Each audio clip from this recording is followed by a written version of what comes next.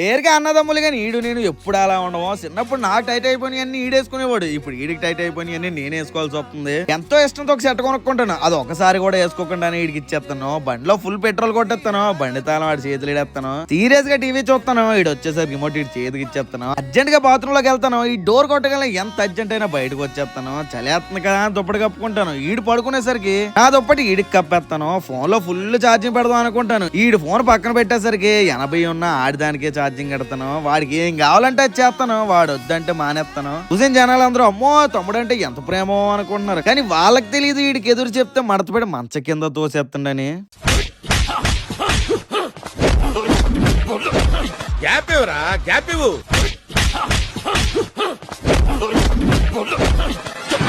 నువ్వు మనిషివా పశువా? అలా కొడతావంటే చచ్చిపోతే రెస్పాన్సిబిలిటీ. भाई लाइक करे, फॉलो करे, शेयर करे.